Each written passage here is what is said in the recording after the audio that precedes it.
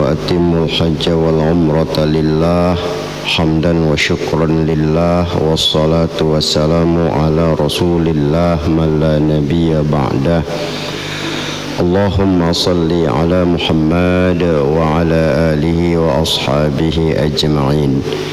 Amma ba'du, Bapak Ibu yang saya muliakan, hadirin dan hadirat yang berbahagia dan yang dirahmati Allah, itu juga kaum muslimin dan muslimat, para pendengar dimanapun berada.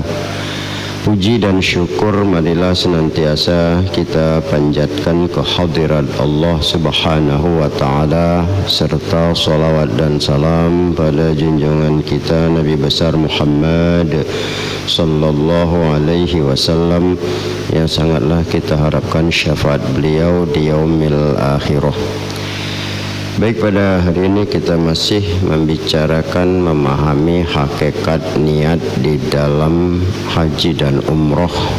Yang lalu kita sudah paparkan ya beberapa hal ya tentang bahwa ketika kita sudah menyatakan labbaik Allahumma hajja, ya aku datang padamu ya Allah untuk berhaji, berarti kita sudah ya bertekad pindah dengan segala suasana ya dari rumah sendiri ke rumah ya umat yang sangat banyak.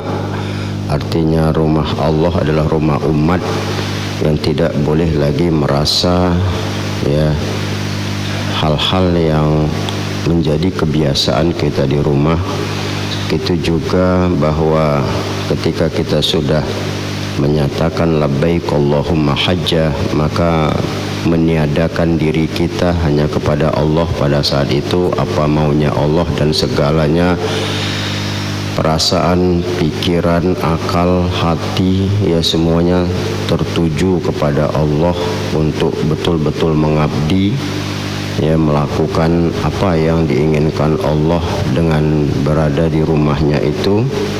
Itu juga dari penghambaan kepada kemerdekaan, bahwa selama ini kita yang menjadi hamba bagi kerja kita, bagi jabatan kita, bagi berbagai macam ya, maka situ kita merdeka melepaskan semuanya. Tidak ada satupun yang terkait dalam diri kita kecuali Allah. Ini yang harus betul-betul ditegaskan di dalam diri kita ya ketika kita sudah berniat. Jadi apapun yang pernah melekat dalam diri kita yang membuat kita menjadi budaknya ya, budak harta, budak jabatan, budak dunia, maka pada saat itu tidak ada semuanya ya, sudah Allah secara totalitas. Itu yang akan membuat indahnya ya nilai-nilai haji itu.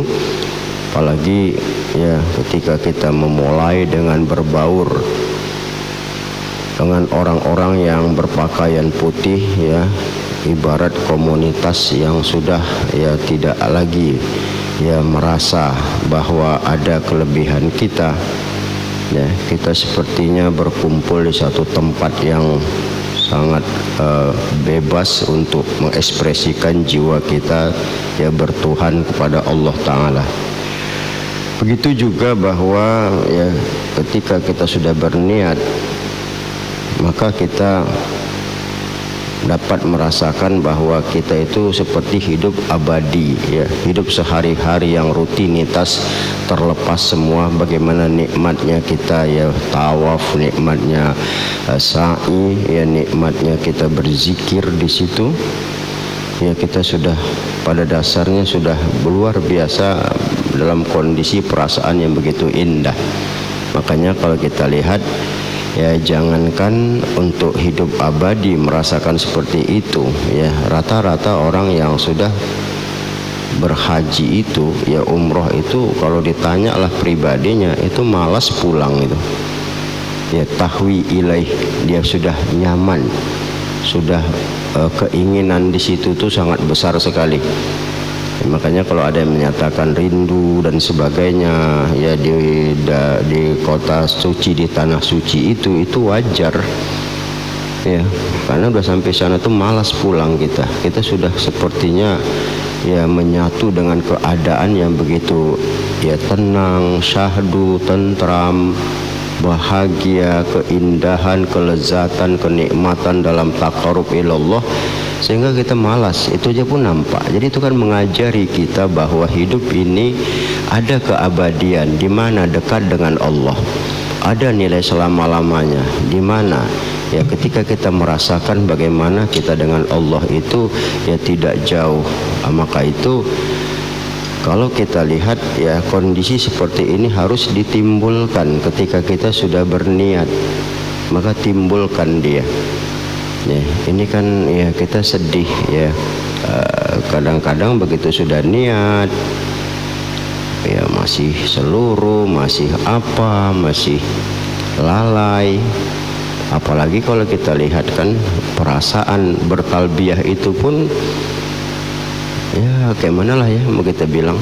Sementara di dalam sejarah gema talbiyah yang dikumandangkan Rasulullah ya dari Bir Ali Zulhulaifah itu sampai ke Mekah menggetarkan ya jagat raya, sehingga banyak ya orang yang masuk Islam ketika dekat di Mekah. Mereka haru biru menunggu ya rombongan Rasulullah sekalian membuka kota Mekah itu.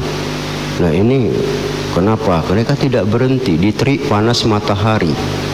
Matahari yang panas mereka naik kuda, onta, keledai, jalan kaki, bertalbiyah, sehingga tidak merasakan suasana itu begitu menyiksa, malah suatu kenikmatan.